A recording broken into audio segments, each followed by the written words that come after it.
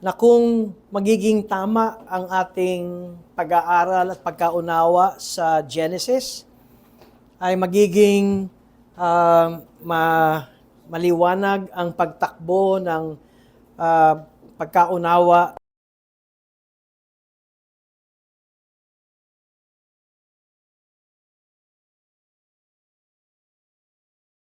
the history or the story of redemption. Kung magiging tama ang ating simulain ng pag-aaral natin patungkol sa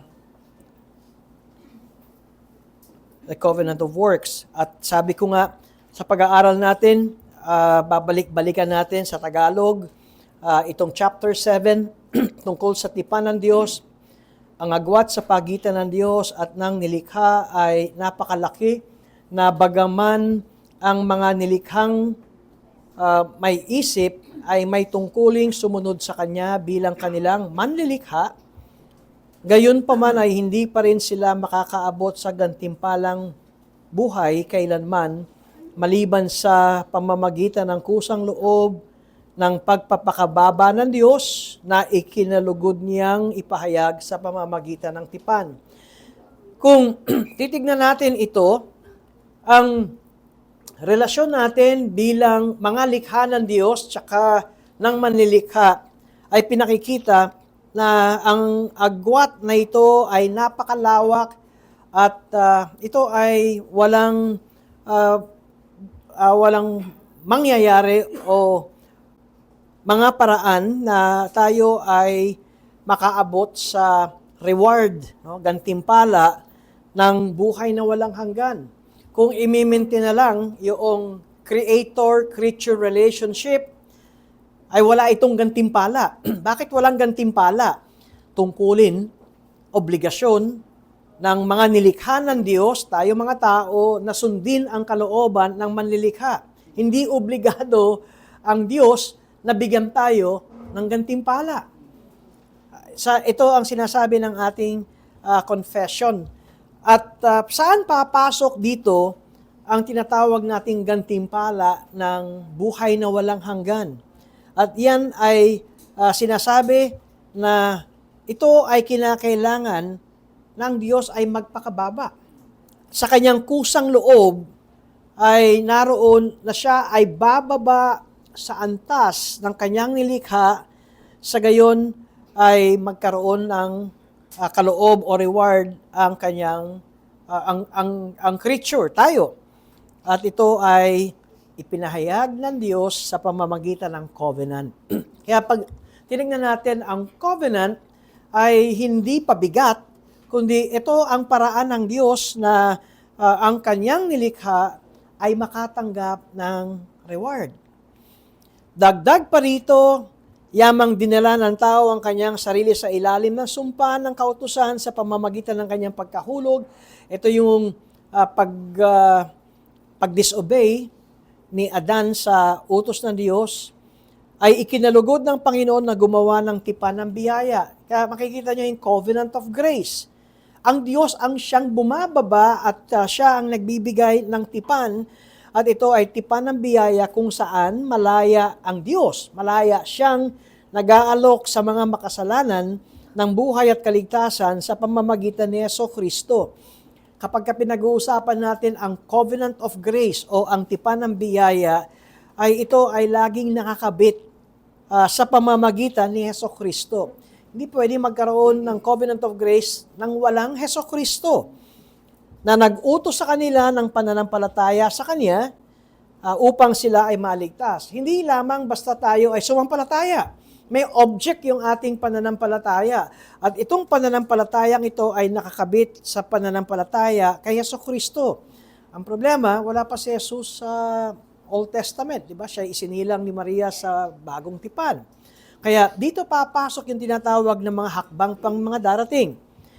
At sinasabi dito na nag-utos sa kanila ng pamamagitan, na nag-utos sa kanila ng pananampalataya sa Kanya upang sila'y maligtas at nangangakong ibigay sa lahat ng mga itinalaga sa buhay na walang hanggan ang Kanyang banal na Espiritu upang gawin silang may kusa at kakayahang makapanampalataya. Niliwanag ito ni Apostol Pablo, maging yung pananampalataya ng isang makasalanan ay hindi galing sa tao. Ito ay buot pa rin sa Diyos. Dito ay pinapakita, ito ay sa pamamagitan ng Espiritu Santo, kung kaya't nagkakaroon ngayon ng isang makasalanan ng kusa na makapanampalataya. Tapos sa 3, ang tipang ito ay pinahayag sa Ebanghelyo, una sa lahat kay Adan, sa pangako ng kaligtasan sa pamamagitan ng binhi ng babae. Kaya yung sinasabi ng mga teologo, yung proto-evangelium, yung unang ebanghelyo ay ipinahayag una sa lahat kay Adan sa pangako ng kaligtasan sa pamamagitan ng binhi ng babae. Genesis 3:15 yan. Pero hindi doon natapos. At pagkatapos sa pamamagitan, ito ang kaibahan ng ating confession sa confession ng ibang mga reform na merong sinasabi na itong unang gospel na ito na binigay kay Adan sa pangako ng kaligtasan sa pamamagitan ng binhi ng mga babae at pagkatapos sa pamamagitan ng dumaragdag na mga yugto ay sumulong. Yung kasing ibang katuruan, sinasabi nila, yun na yung covenant of grace, yung sa Genesis 3:15. At ang ating confession ay sinasabi, dito ay nagsimula ng ipahayag, pero meron pang further steps. Ito ay meron pang pagdaragdag na sumusulong ng mga yugto, hanggang ang lubos ng kapahayagan nito ay naganap sa bagong tipan. Kaya mula nung nangako ang Diyos sa Genesis 3:15, nagsimula na ang pangako. Hindi yun ang covenant of grace, pero makikita natin dito na magsisimula ang paglalahad ng Diyos kung ano ang tinatawag nating tipan ng biyaya o covenant of grace. Pero ito ay sinasabi na naganap sa bagong tipan, kamatayan ni Jesucristo, ang tinutukoy dito, sa krus, at ito ay nakasalig sa walang hanggang kasunduan sa pamamagitan ng Ama at ng Anak tungkol sa katubusan ng mga hinirang.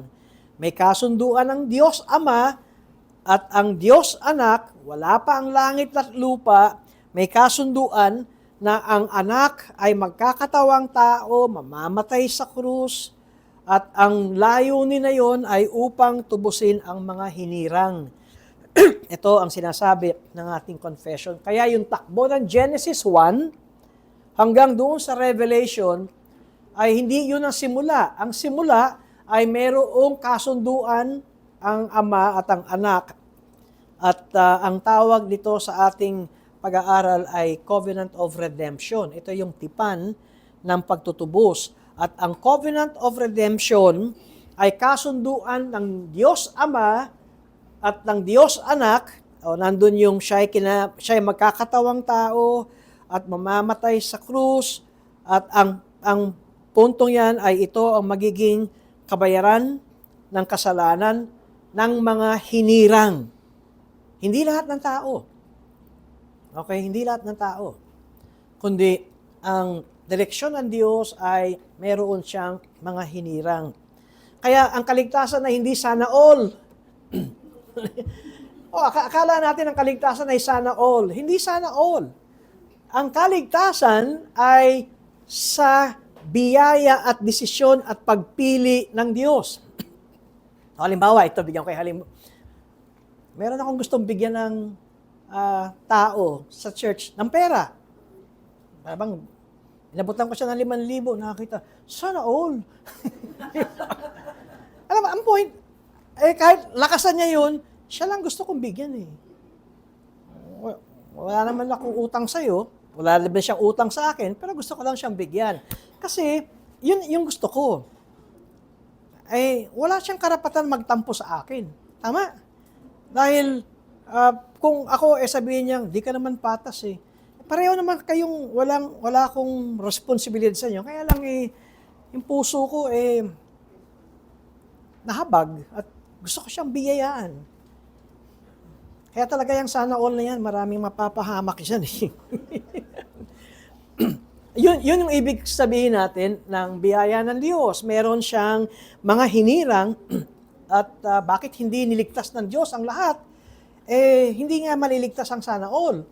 Ang maliligtas ayon dito ay yung batay sa kasunduan ng Ama at ng Anak. Bago pa mayroong paglilikha at tapos na ang kwento roon. At pagkatapos ng kasunduang yon, dito na nagsimula yung Genesis 1 hanggang sa pagtakbo ng saysayan. Nawa maging maliwanag sa atin ito. Kaya ito ang mga tipan ng ating pag-aaralan. Tatapusin na natin ang tipan ng Diyos kay Adan, Adamic Covenant, loobin ng Diyos, ay sumunod ay ang Noahic Covenant, Abrahamic Covenant. Sinasabi natin, pag pinag-uusapan ang covenant, hindi lang ito pangako ng Diyos. Hindi lang ito batas ng Diyos na binigay na dapat sundin. Ang covenant is a divinely sanctioned commitment. Merong binigay na batas at utos at merong dapat na tuparin ito, kasunduan, kapag hindi tinupad ay merong sanction o kaya may parusa. Yun ang tipan.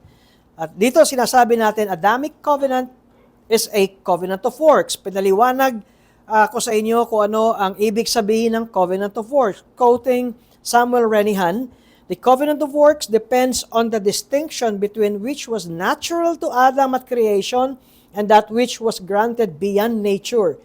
At para maliwanagan natin yan, ano ba yung pagkakaiba nung sinasabi nating natural to Adam at creation?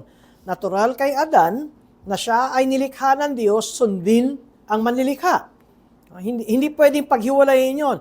Talagang responsibilidad at obligasyon ni Adan sundin ang utos o kalooban ng kanyang manlilikha. Pero merong sinasabi rito na beyond nature. Ano yung beyond nature na sinasabi ni Samuel Renihan? Yung pagsunod ni Adan sa Diyos, walang reward yun. Hindi obligado ang Diyos magbigay ng reward dahil tungkulin ni Adan na sundin ang kalooban ng Diyos. Pero pagdating sa covenant, yung tipan, dito ay may pag-asa ang tao na makasumpong ng gantimpala. Kaya sinasabi natin, o reward ng Diyos, by nature, ito na yon, Adam was obligated to obey God in all things, pero God was not obligated to reward Adam's obedience by nature. Kaya yun yung tinatawag na nung nilikha ng Diyos si Adan. Tapos, tingnan natin itong tipan ng Diyos kay Adan. Ano ang mapapansin natin na tipan ng Diyos dahil pinag-uusapan na natin ng covenant. Alam niyo kasi meron akong kausap na Bible reader. At nung sineshare ko to, saan lahat galing yan? Diba sabi niya, wala na akong mababasang tipan sa Genesis. Totoo. Kaya nga yung matandaan ninyo yung sinabi kong yung concept ng word fallacy, hindi ibig sabihin wala yan ay hindi natin isasama yan sa doktrina. Ang binigay kong example ay yung Trinity. Wala yung Trinity sa Bible. Pero bakit tayo naniniwala na mayroong Trinity? Kasi yan ay nakikita sa sulat ng Biblia at dito natin kinukuha ito hanggang sa nabuo na isang Diyos, pero itong isang Diyos ay may 3 persona. Ngayon, dito sa ating pag-aaral, nasan ang tipan na sinasabi mong covenant of works? Dito na papasok ang theology na a covenant is a commitment with divine sanctions. At tingnan natin paano nagsimula itong tipan ng Diyos kay Adan. Nilagay ng Diyos si Adan sa Hardin ng Eden at kung titignan natin sa Genesis chapter 1 ay naroon ang eksena ng langit at lupa. Pagdating ng Genesis chapter 2 ay naging focus yung eksena at yung perspective ng narrative ay nabanggit dito. And the Lord God planted a garden in Eden. in the east, and there he put the man whom he had formed. Kaya, yung point na to ay itong Garden of Eden na ito ay ang Diyos ang siyang naghanda. Saan natin makikita na ang Eden ay sumisimbolo sa templo ng Diyos? Kasi nung nilikha ng Diyos ang kalupaan at pagkatapos ay nilikha ng Diyos ang Eden, dito lang siya nakikipagtagpo kay Adan. Hindi natin alam kung ilang square meters ito o kilometers o anong sukat, ilang hektarya. Pero ito ang lugar na kung saan ang Diyos ay nakikipagtagpo. Kaya nga makita natin that Adam was formed and then Eden was prepared. Then Adam was placed in Eden. At merong tayo mapapansin na yung description ng Eden na yan ay magtuturo sa atin ng mahalagang pag-aaral sa mga darating na aklat ng Biblia.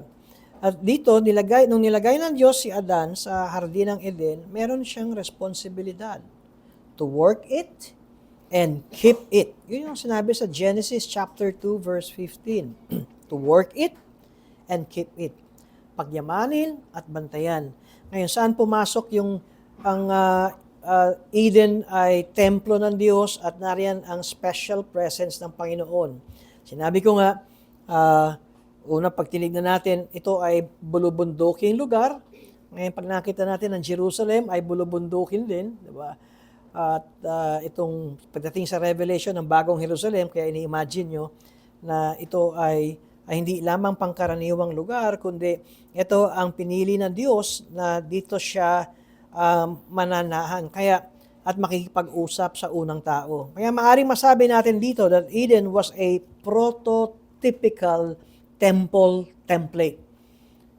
Maring, yun nga, saan natin nakuha yan? Dito nga pumapasok dahil sa ating theology. At description nito, mountaintop location, natandaan ninyo nung binigay ng Diyos ang Ten Commandments o ang moral law sa bundok ng Sinai, kabundukan pa rin. Nung tinayo ang templo sa Jerusalem, ang Jerusalem ay bulubundukin, hilltop of Jerusalem, kaya nga tinawag itong Mount Zion. Kaya makikita natin itong mga type na ito. Pagkatapos, sinabi dito na si Adan ay ang kumakatawan sa lahat ng kanyang sangkatauhan. God appointed Adam the federal head over his natural offspring. Siya ang unang tao at yung salitang kumakatawan, siya ang kumakatawan sa lahat ng tao. Pagkatapos ay makita natin itong salita na ito kung bakit nagiging negative dahil marahil ay hindi naintindihan itong 1689 federalism kung bakit negative agad ang dating ng mga ibang mga Reformed Baptist na kasama natin. Pero ang word na federal sa Latin ay hindi ko alam ang pronunciation to kung OE fodus, pero ang ibig sabihin niyan ay covenantal. Kaya ang 1689 federalism ay nagsasabi na ang kanilang pananaw sa pagtakbo ng Word of God, ng revelation ng Diyos ay covenantal in nature. Kaya hindi ito bagong, actually laging pag nakarinig kayo ng bago lamang yan. Hindi yan hindi yan ang dating pinangahawakan. Yung mga nagsasabing bago lang yun, palagay ko, hindi nila alam ang kanilang sinasabi. Kasi kung meron kayong primary source, at in fact, meron na nga yung ginawa ni James Renihan na To the Judicious and Impartial Reader na 1689 Baptist Confession of Faith. Yan ay ang Confession of Faith na mga 17th century particular Baptist, yung Reformed Baptist noong 17th century, yung ating 1689, 17th century yan, ay meron ng mga Reformed Baptist na humahawak sa katuruang ito. Kaya hindi ito bago. At dito sa covenantal theology, kung bakit sinasabi natin 1689 federalism ay dahil nakikita natin sa takbo ng kasaysayan that God transacts covenants with a federal head. At ang unang-una na ating pinag-aaralan ay si Adan. Susunod, loobin ng Diyos. Ang makita nating susunod ay si Noah. At pagkatapos ay si Abraham. Makikita niyo na ito ang pamamaraan kung paano nasa ilalim ng tipan ang mga tao. Halimbawa si Adan, dahil siya ang kumakatawan ng lahat ng tao, so lahat ng tao ay kasama sa kinatawan ni Adan. At pagdating kay Noah, o si Abraham na lang, yung pangako ng Diyos kay Abraham, yung tipan ng Diyos kay Abraham, kasama lahat doon ang lahi ni Abraham. Sabi ko, kahit na sila ay pasaway, binigay pa rin ng Diyos ang promised land sa lahi ni Abraham. Okay, so nawa inaintindihan natin 'yan. At ito yung sinasabi ko kanina, obligasyon ni Adan na sundin ang batas ng Diyos. Yung Ten Commandments, hindi yan nagsimula sa Exodus. Yung Ten Commandments ay nagsimula sa paglikha ng Diyos kay Adan. Ang ibig ko sabihin, nandun ang Ten Commandments sa puso ni Adan. Paano natin masasabi? Although nasa confession of faith natin yan, pero ganito na lamang, nilikha ng Diyos si Adan ayon sa kanyang wangis at larawan. Tama?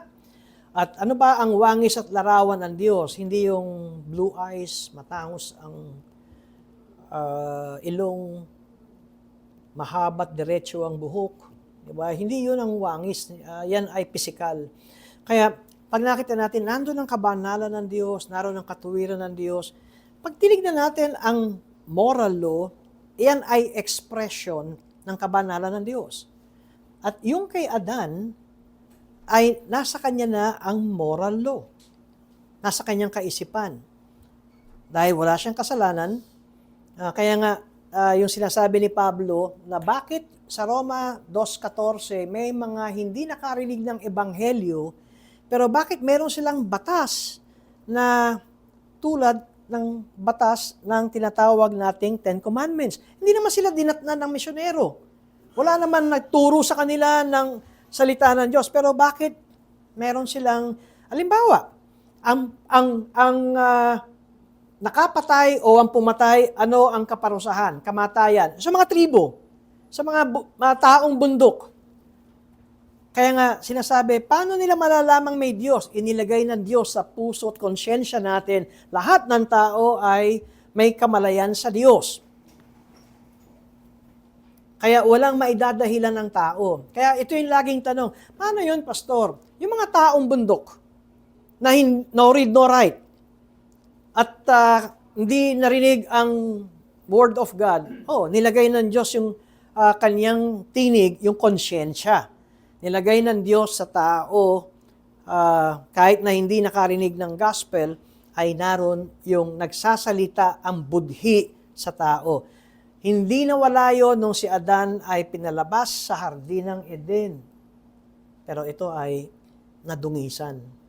Kumbaga, dati maliwanag na maliwanag, ngayon ay dumilim, pero nandoon sa tao.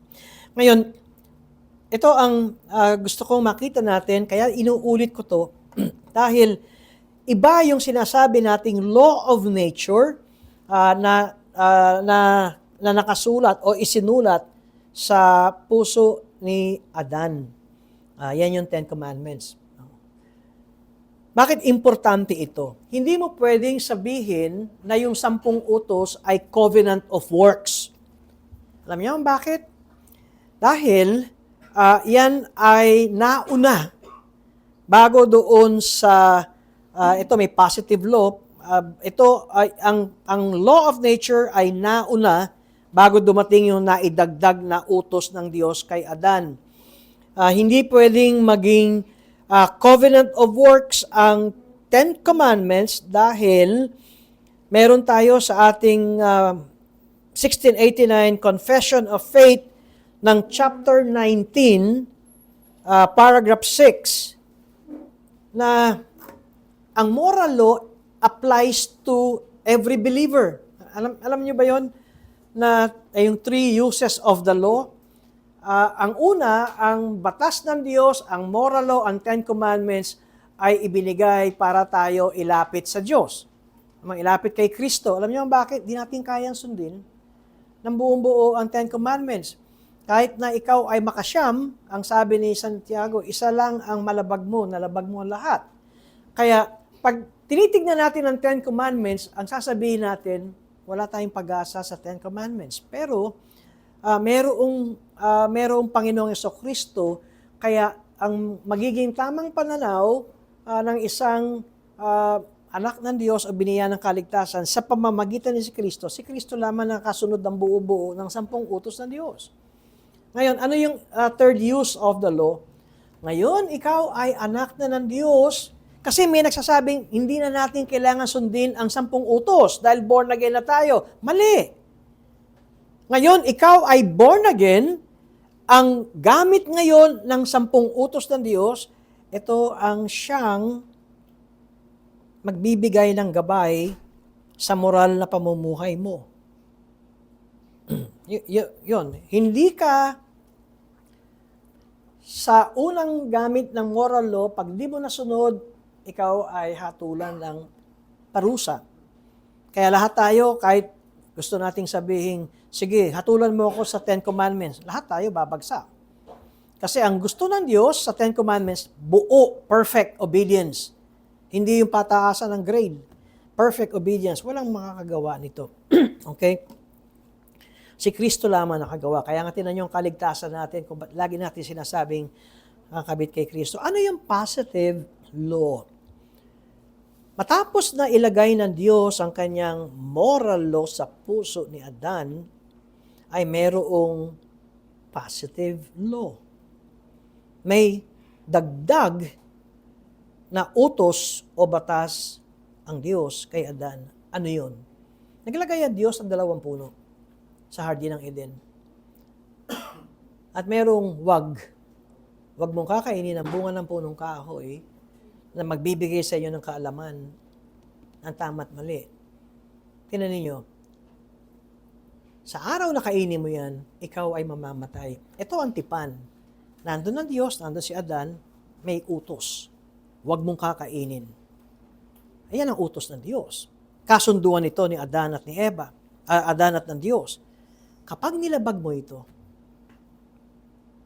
mayroong parusa. Ikaw ay mamamatay. Ngayon, ang tanong, kapag sumunod ka sa utos ko, may reward. Kaya nakita natin kaya hindi lang display yung Tree of Life sa Garden of Eden. Yun ang magiging gantimpala ni Adan kung siya ay susunod. Huwag niyo na akong tanungin kung gaano katagal. Hindi sinabi yun. Yun yung tinatawag na probationary period. Okay? So, tingnan niyo ito. When the law of nature, yung moral law, yung Ten Commandments, moral law na lang kasi pag Ten Commandments, Sinai, kay Moises yun. When the law of nature and the positive law, at yung positive law na yun ay yung specific command na do not eat of the fruit thereof, yung bunga ng punong kayo ng tree of knowledge. Pag pinagsama yung dalawang yan, ang tawag dyan, covenant of works. Kaya, sinasabi natin, si Adan, nung siya ay nasa Garden of Eden, siya ay hari. Katunayan, ang simulain ng kanyang pagiging hari, syempre dapat may simulain doon sa Garden of Eden. Pero ang macro, yung talagang kabuuan ng kanyang pagiging hari, ang buong mundo, na si Adan ay magiging hari ng buong mundo at siya ay magpapakarami sila at pupunuin ang mundo. Kaya ang ibig sabihin, sa simulain ay pupunuin ni Adan at ni Eva ang buong mundo ng matuwid na mga anak. Kaso nagkasala si Adan, di ba? Bakit sinabi nating si Adan ay pare? Alam nyo makikita natin sa sulat ni Moises, mayroong specific na tungkulin ng pare, bantayan ng templo. At yun ang tungkulin ni Adan, bantayan ang hardin ng Eden. At hindi niya ito ginawa. Hinayaan niya na makapasok at magsinungaling si Satanas sa babae. Bakit propeta? Ito yung mga tanong kung paano naging prophet si Adan. Sa Old Testament, makikita natin kapag ka isang tao ay tumanggap ng Word of God mula sa Diyos, siya ay tumanggap ng pahayag ng Diyos. Ang tawag sa Old Testament ay prophet. Tulad ni Moses, si Moses ay tinawag na prophet. Dahil Moses received the Levitical commands and relayed them to the Levitical priest. Bakit naging pare si Adan? Dahil ang commission o ang tungkulin ng pare ay bantayan ang templo ng Diyos. Pangalagaan ang templo ng Diyos. Ngayon, bakit hari? Sinabi ko na ito ang mandate ng Diyos kay Adan. Fill the land, subdue the land. Ikaw ang aking maging vice-regent ng mundo. At pinangako ng Diyos ang eternal life. Saan natin makikita ang eternal life dito? Doon sa Tree of Life. Kaya nga sinasabi natin na ang Tree of Life was a covenantal symbol ng pangako ng Diyos. Tignan niyo sinabi ni Gerhardus Voss, the tree was associated with the higher, the unchangeable, the eternal life to be secured by obedience throughout His probation. Yung paghahambing ng Diyos, paghahambing ni Apostol Pablo kay Adan at kay Kristo sa Romans chapter 5, ang point, kung si Adan ay naging masunurin sa Diyos, ang magiging resulta ng kanyang pagiging masunurin ay buhay na walang hanggan. Pero, kung si Adan ay hindi susunod sa tipan ng Diyos, ang parusa ay kamatayan. Kaya tinatawag natin itong covenant dahil meron silang tipan. Ang napapansin lang natin, hindi na binigyan si Adan ng second chance. Diba? Wala na yung binigyan siya ng pagkakataon para ma-retain siya sa Garden of Eden. Nang nagkasala si Adan, sila ay pinalayas. Kaya okay, nakita niyo yung dalawang puno, a symbol of the promise of the covenant, eternal life. Yung tree of knowledge of good and evil, a symbol of the threat of the covenant. Pag ginawa mo at sinaway mo yung aking utos, kinain mo to, merong kamatayan. Kaya sinasabi natin that God made a covenant of works with Adam. At ito yung pinag-aaralan natin ng kung bakit tinawag natin itong covenant. Nandun ang utos at merong tungkulin si Adan at ang tungkulin niya ay sundin ang utos ng Diyos. At bakit covenant ito? Dahil meron dalawang parties. Si Adan ang covenant partner.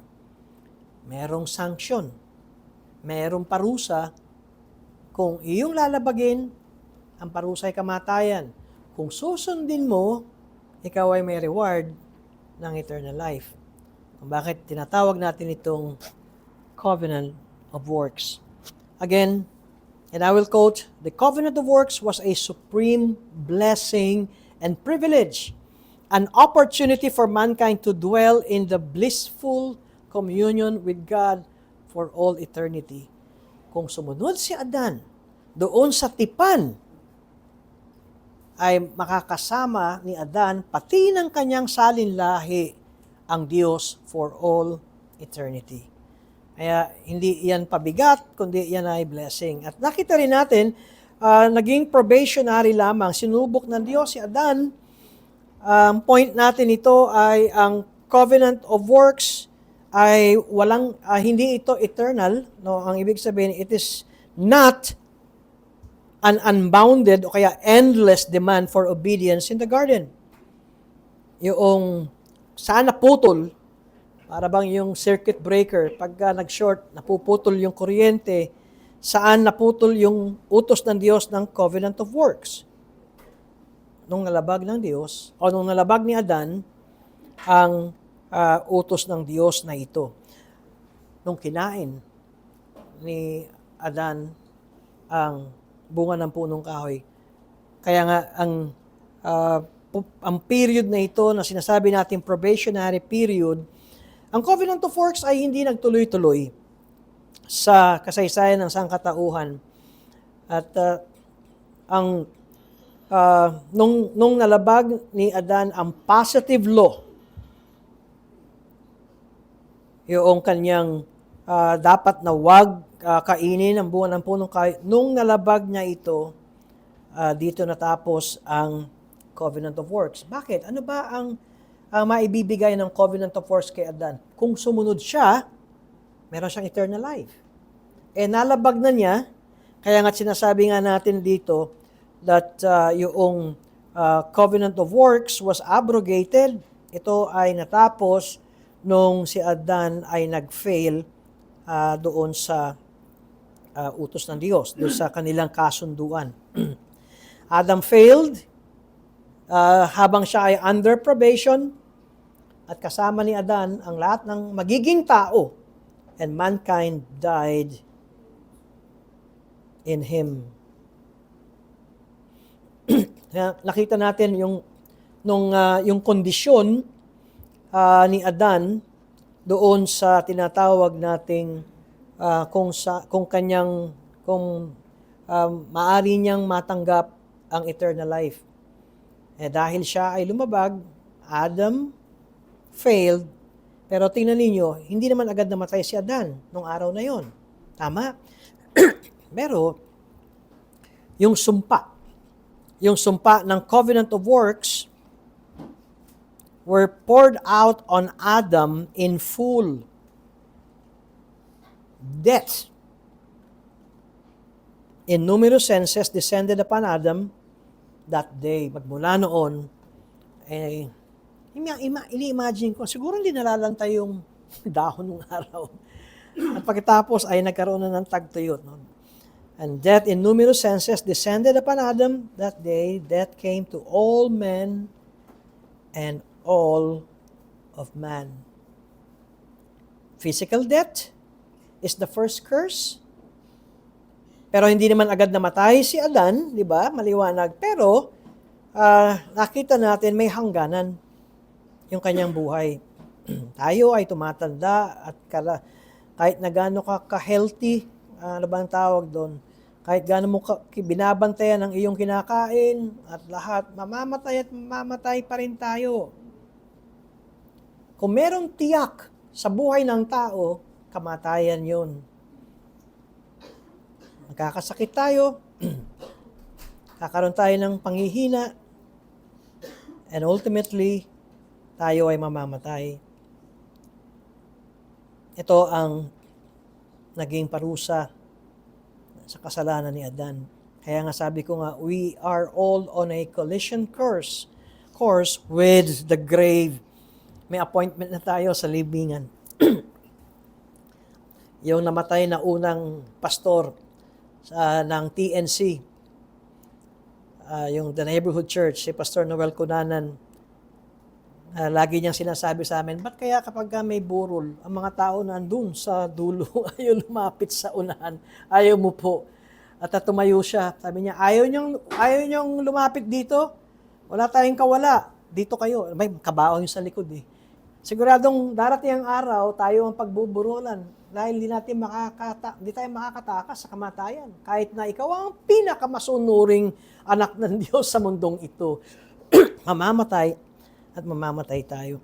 Pero ang unang namatay kay Adan, hindi yung kanyang katawan, umabot pa siya ng 930, di ba? 930 years old. bago siya namatay. Hindi namatay agad ang katawan, ang unang namatay ay ang kanyang kaluluwa. Nagkaroon na ng spiritual death. Meron ng paghihiwalay. Ang sinasabi ni Apostol Pablo sa Ephesians 4:18, man's mind is darkened. Ito ang naging bunga. Dumilim ang isipan ng tao. Tapos sa 1 Corinthians 2:14, hindi na maintindihan ng tao ang mga bagay na spiritual. Kaya kahit na anong talino ng tao, paliwanagan mo siya ng scripture, ng Bible, patay dahil ang taong, lahat ng tao ay patay sa spirito, patay sa kaluluwa, hindi na maintindihan. Pero, hindi tinanggal ng Diyos ang ating pagpili. Okay, nandun pa rin yung choice natin. Lahat ng tao ay mayroong power of choice. Ito yung sinasabi sa ating theology that man remains a free agent. Malaya tayong gawin ang lahat ng gusto natin. Ang problema lang natin, kung kayo ay nagpapalipad na saranggola ng bata, may kilya. Alam niyo yan, may mabigat, may pagkiling. Ang tao ay may pagkiling at ang pagkiling ng tao ay ang pagkiling na gumawa ng masama. Malaya kang gumawa ng iyong kasamaan. Hindi ka na makagagawa ng bagay na katulad ni Adan dahil si Adan lamang ang meron noon, dahil si Adan lamang ang ginawa at nilikha ng Diyos na unang tao na walang kasalanan. Lahat ng naging tao pagtapos ni Adan ay meron ng kilya o pagkiling ng kasamaan. Yan nga yung biro ko lagi, kahit na yung sanggol, kahit mukhang ninyo, ano yung, mukhang anghel yung bata. Oo nga, demonyong anghel. Kasi paglaki niyan, aawayin ka niya, magdadabog yan. Di ba? Nagbabasag ng plato. Sasabihin ng magulang, anak, hindi bagay sa iyo yung mukha mo, yung ugali mo, demonyo, yung mukha mo, anghel. Bakit ganito mga bata? Ba't nangungupit? At nagsisinungaling. Dahil ang unang tao, nung nahulog sa kasalanan, lahat tayo ay meron ng pagkilya or we are inclined to do evil. Hindi na tayo maaari makabalik pa doon sa unang estado ni Adan. At yung kanyang pagbagsak ay panandalian, testing, probation. When Adam failed the test, man was, nangyari? In a cursed condition. At ito ang dapat na maging isang maliwanag sa atin. Yung covenant of works na binigay ng Diyos kay Adan ay natapos na. Hindi na yan ibinigay sa mga susunod pang mga lahi. Pero, ang isang kapuna-puna dito, pag binasa natin ang Genesis 3:15, ay makikita natin, may sumpa nga ang tao. Pero, nandun pa rin yung awa. Alam niyo kung ba't ko sinabing nandun ang awa? Una, hindi agad namatay si Adan at si Eva. Kahit yung immediate yung kanilang disobedience, nandun pa rin yung mercy and kindness ng Diyos. Pero, sinasabi nga natin, pero yung full sentence was assuredly promised and applied, pero yung full extent ay hindi agad-agad na naranasan ni Adan. Nahiwalay sila sa Diyos, pero kung titignan, hindi agad sila namatay. Pag tinignan natin yung Genesis 3:15, I will put enmity between you and the woman, and between your offspring and her offspring, he shall bruise your head, and you shall bruise his heel. Bago sinumpa ng Diyos ang babae. Alam mo, ang Genesis 3:15, ang unang sinumpa yung ahas. Si Satanas ang unang sinumpa dito. At pagkatapos, dun lamang na ibinigay ang sumpa o ang parusa na ang babae ay sa paglilihi niya, siya'y magdurusa, yung labor, ang pains, meron siyang labor pain. Si Adan, pagka ngayon na nagtrabaho, pagpapawisan na niya ang kanyang pagtatrabaho. Pero yung unang-una na makikita natin ay ang sumpa na binigay ng Diyos kay Satanas. And so no curses had yet been pronounced on Adam and Eve. Ngayon, ano ibig sabihin nito? Narinig ni Adan, narinig ni Eva, ang sumpa ng Diyos kay Satanas. At dito ay merong pag-asa. Merong future ang sangkatauhan. Merong pangako ang Diyos ng pagtutubos.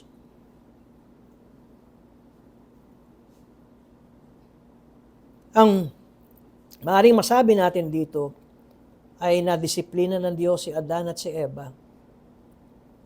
Yung kanilang pisikal na kamatayan, yung paghihiwalay nila sa Hardin ng Eden, ay maaari pang ang matawag natin na disiplina ng Ama sa kanyang anak.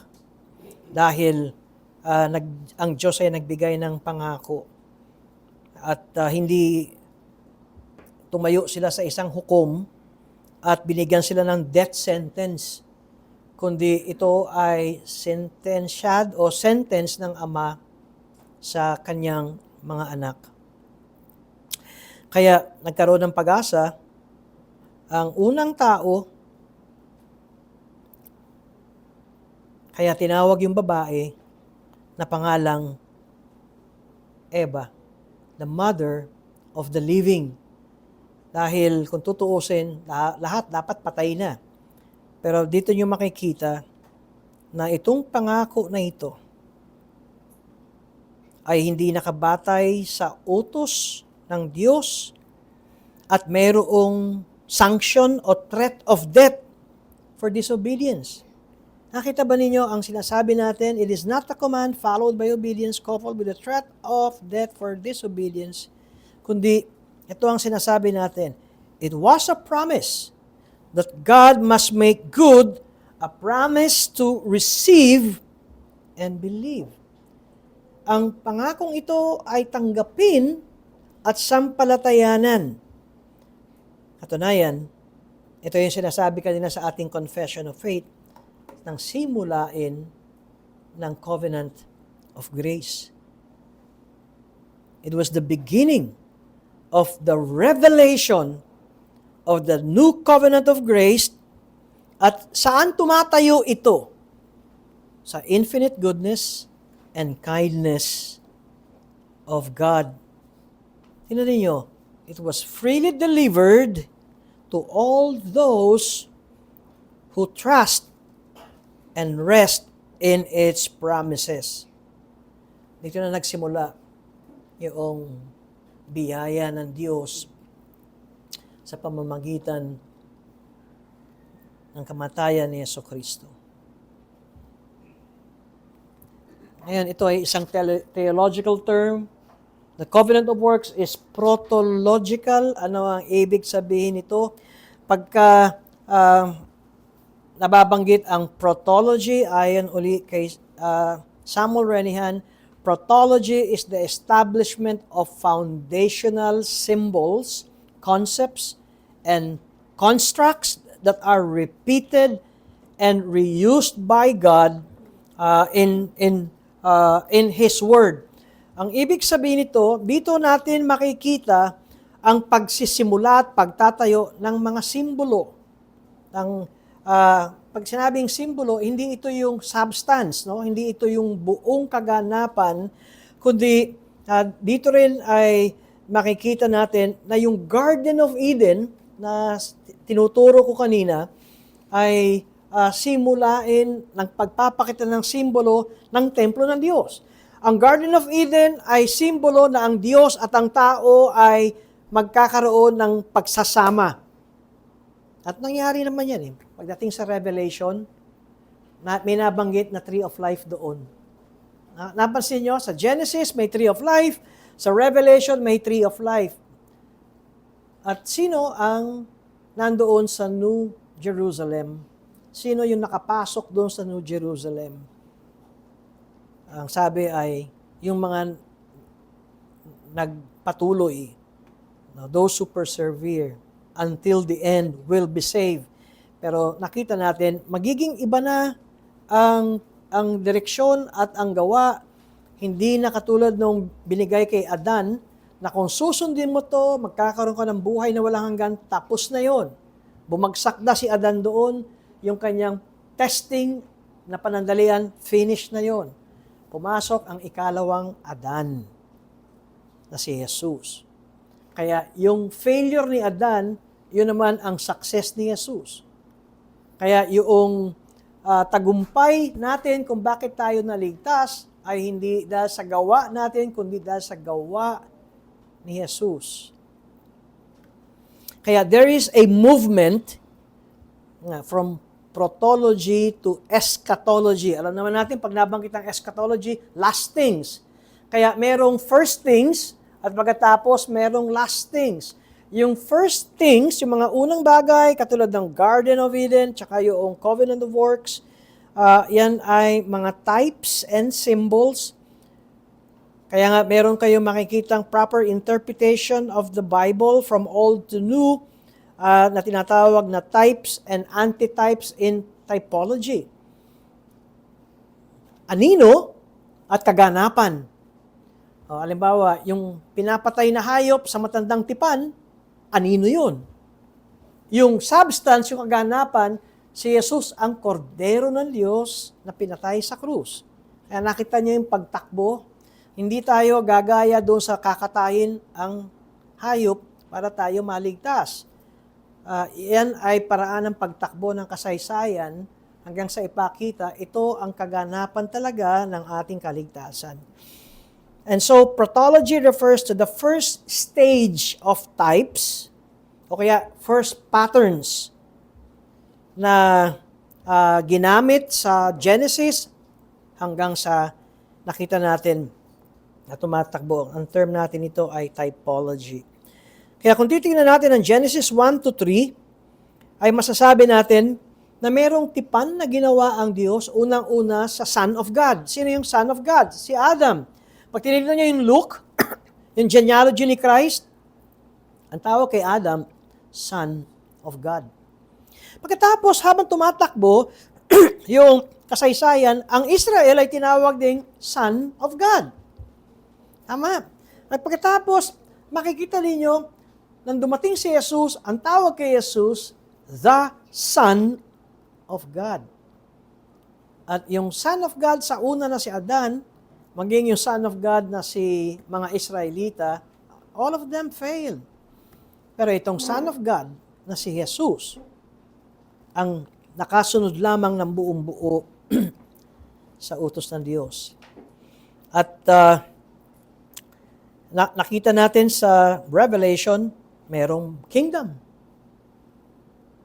Merong templo, di ba?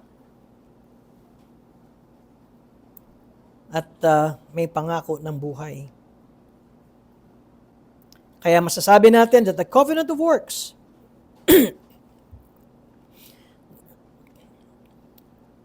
in the covenant of works, God delegated dominion over Eden to Adam through covenant. Yung pagiging hari, pari, at propeta ni Adan,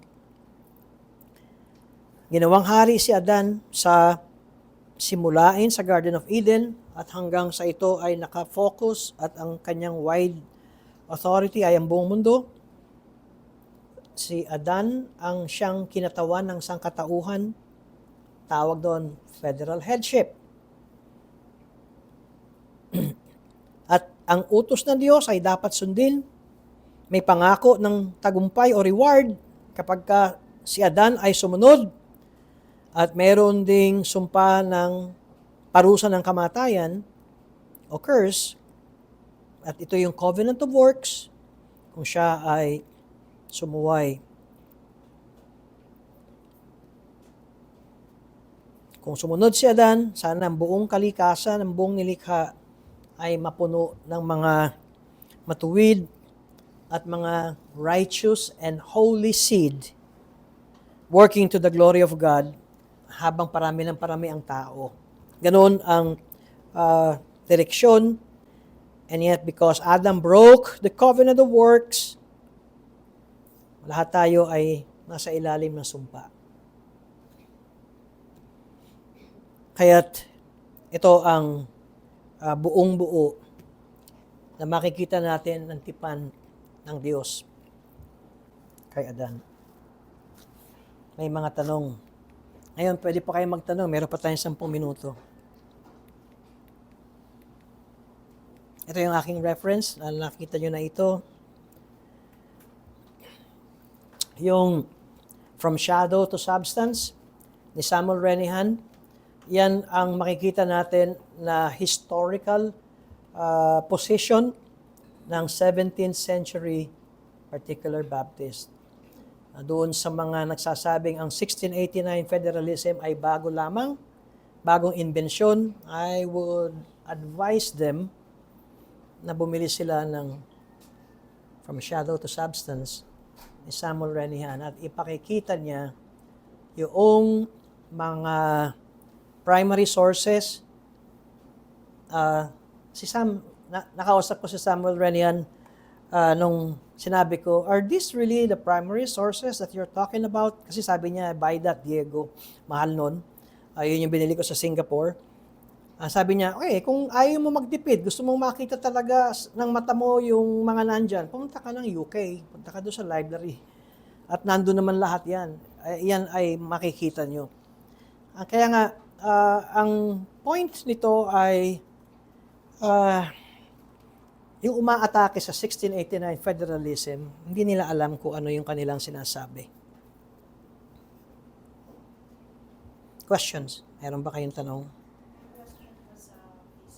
Sino yan? Kay Brother Ralph and Tita. May online tayo ngayon? Dapat wala eh. Sige po. Ano yung tanong? May microphone ka?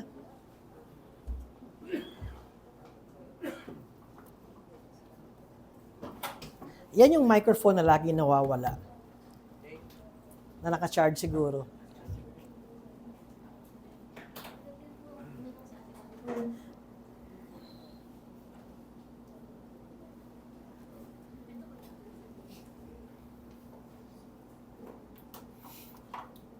Sige po, ano yung question?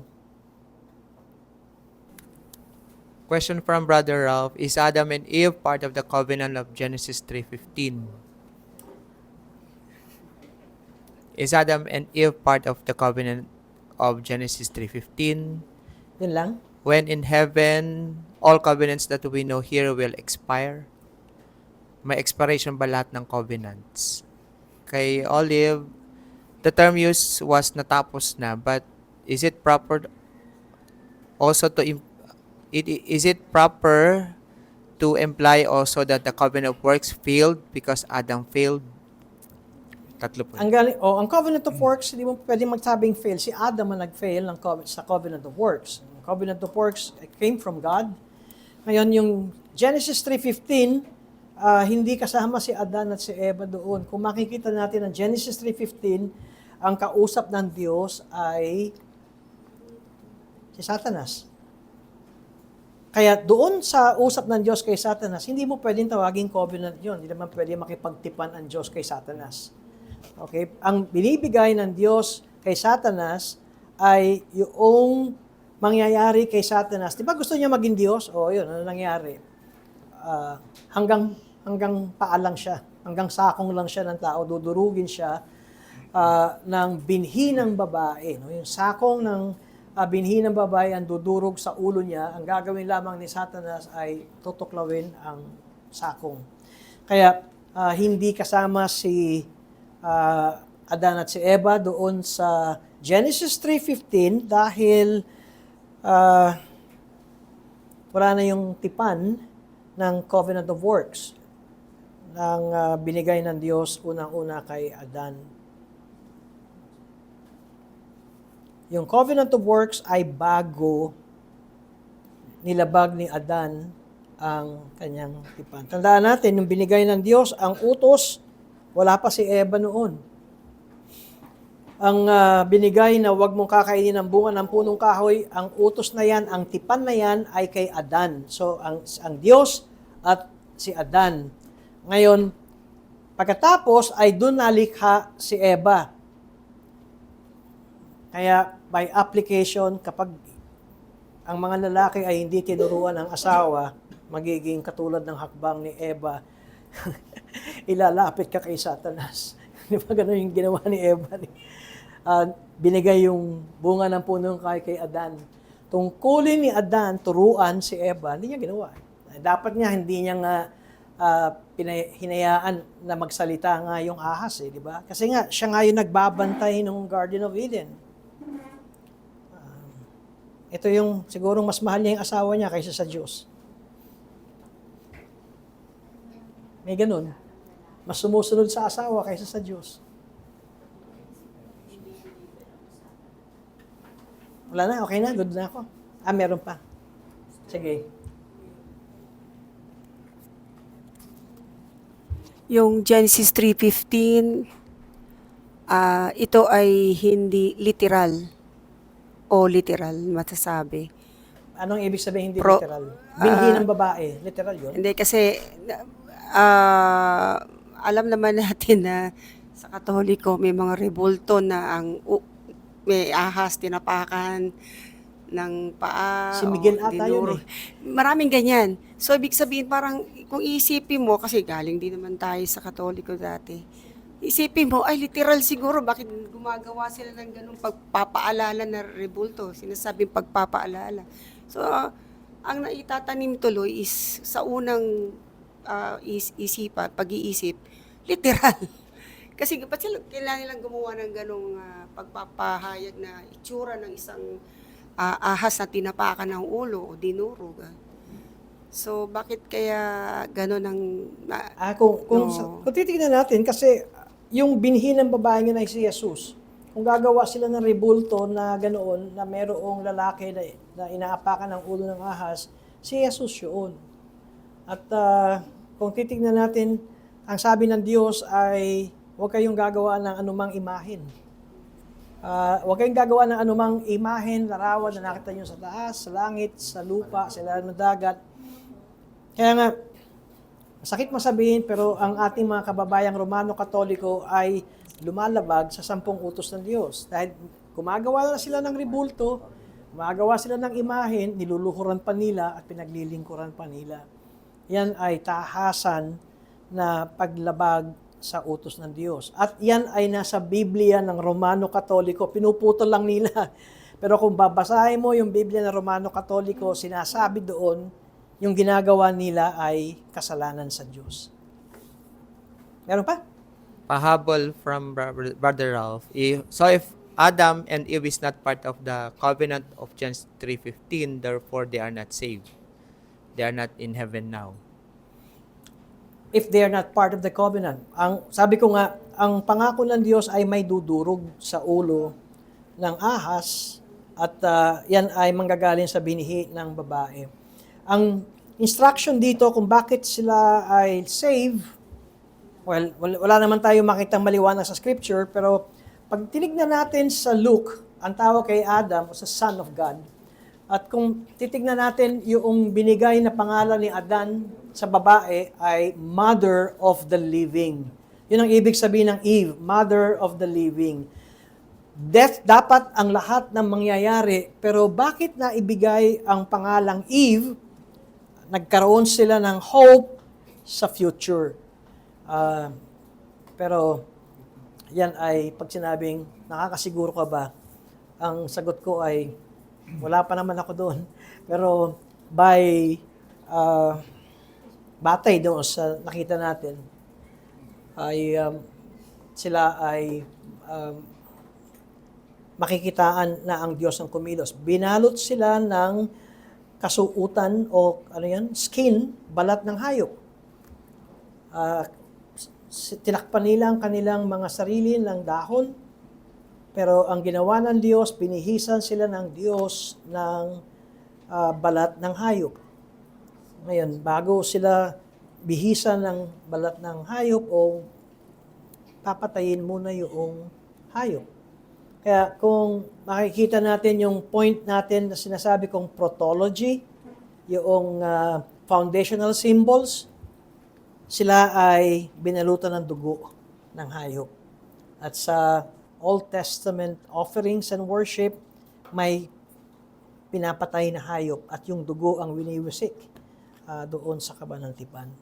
Kaya yung sinasabi niyang, therefore they are not saved, based on the evidence at yung takbo ng movement ng from first, itong mga pangyayaring ito ay merong tayo makikita na sila ay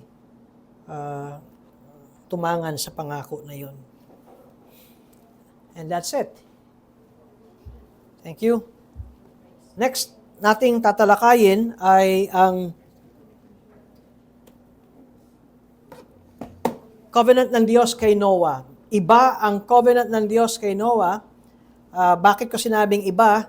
Dahil lahat ng tao ng anak ni Adan ay nalunod.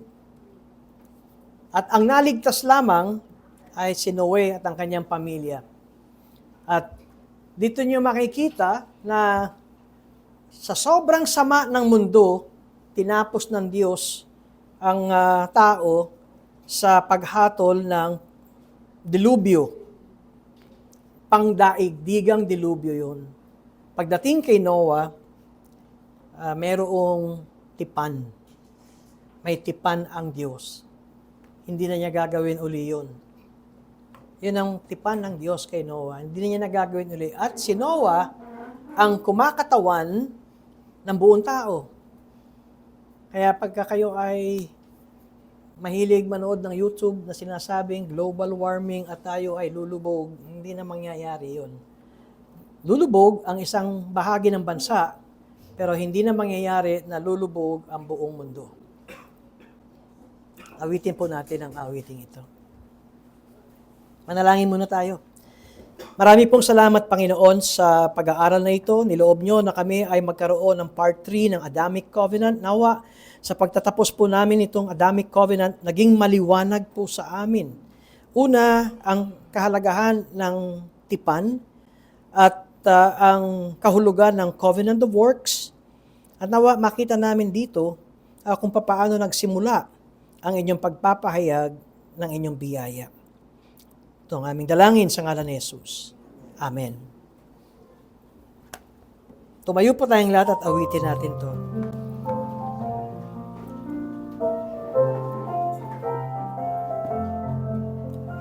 May lunsod nating tinatanaw, na higit ang ningning sa araw.